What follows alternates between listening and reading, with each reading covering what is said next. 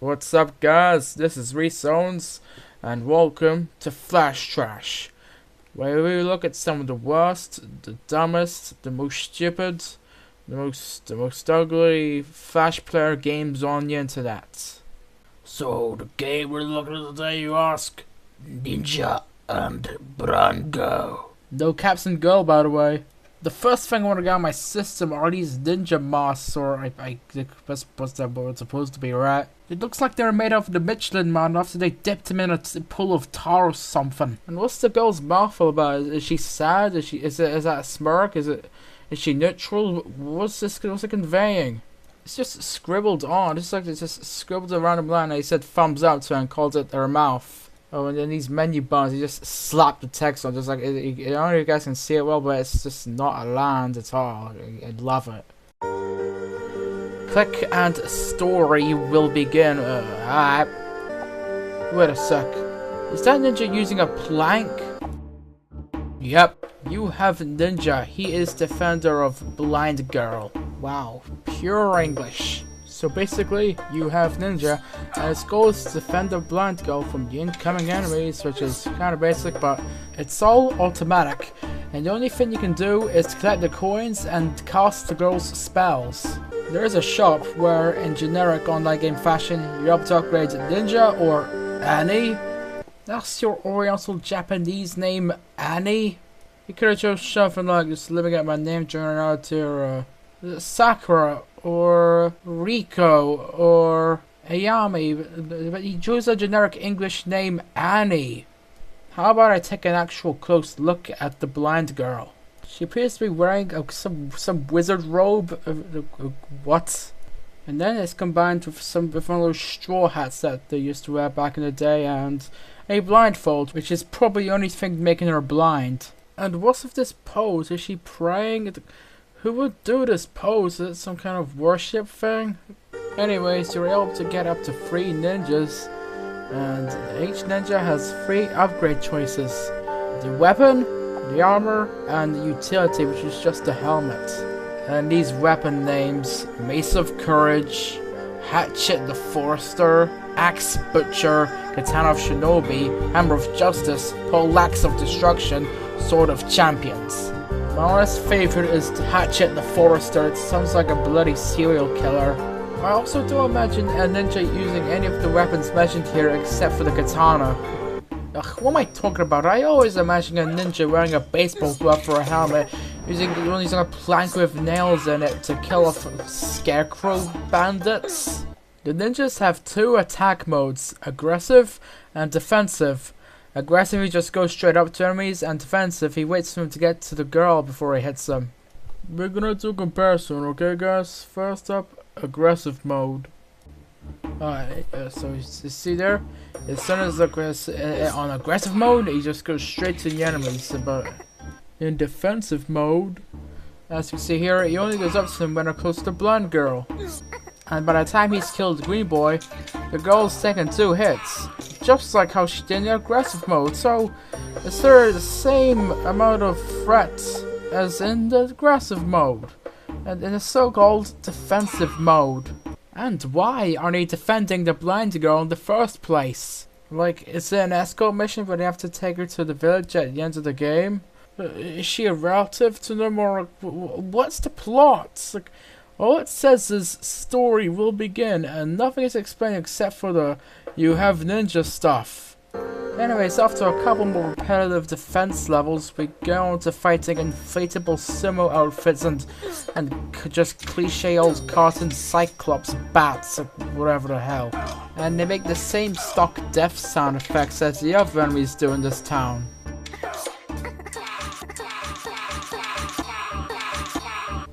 On to level 5, and now we're in snow territory.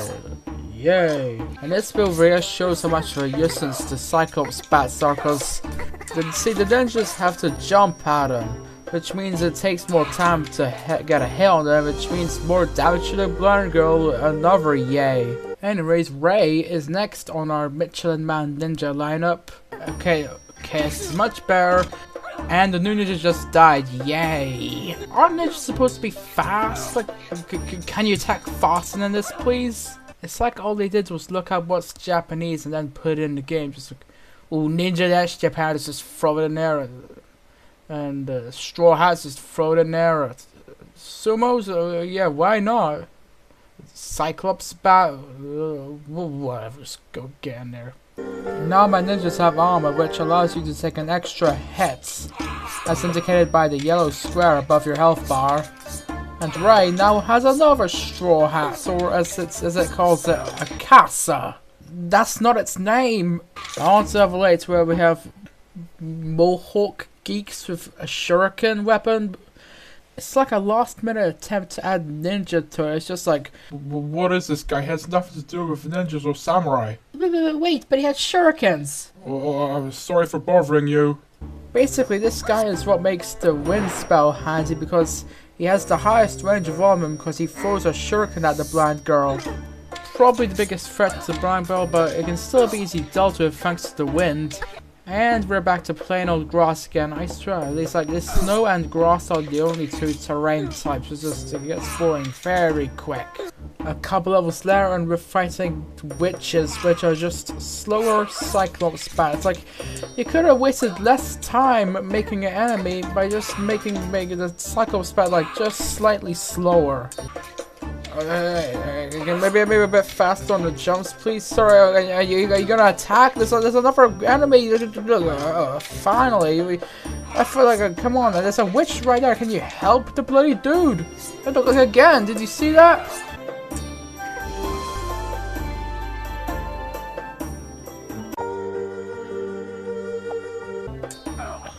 These bloody ninjas keep dying.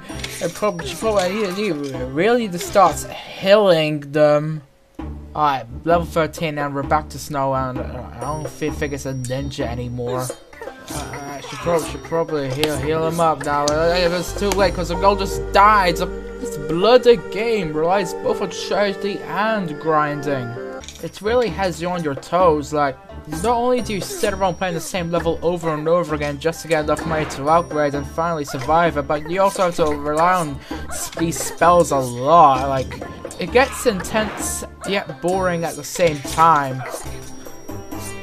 Just a couple more to go, and then the final enemy is introduced. I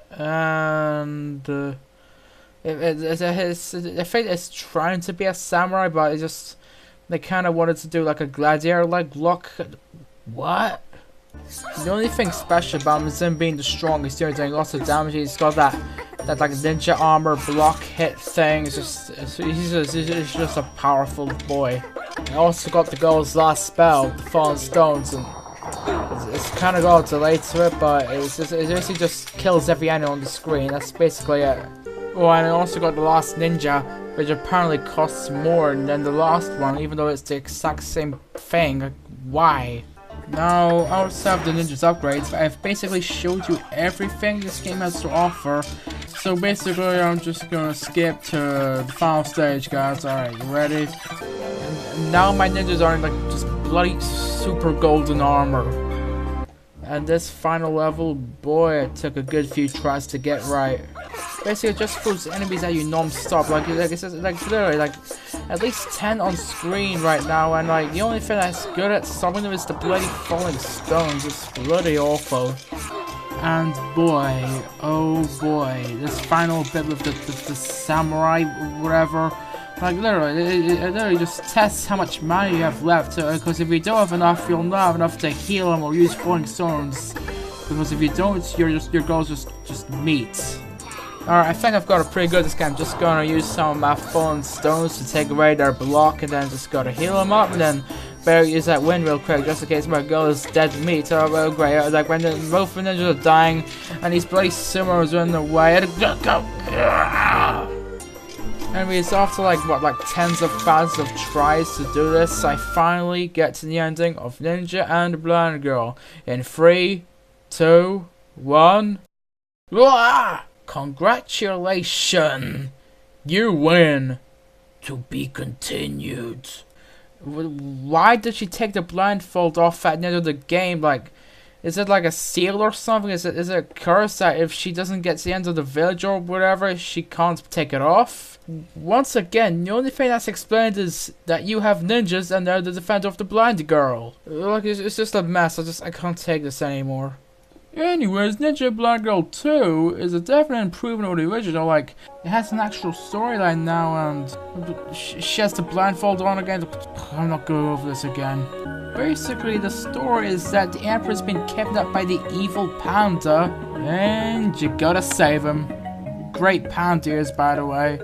The game itself is definitely more pleasant to look at, and isn't as stupid looking as, well, this. And the game has more depth in all honesty. Like, the ninjas have their own upgrade trees actually, and each character has their own spells. Like Lee's stun, for example, which just, you know, just freezes you on the spot.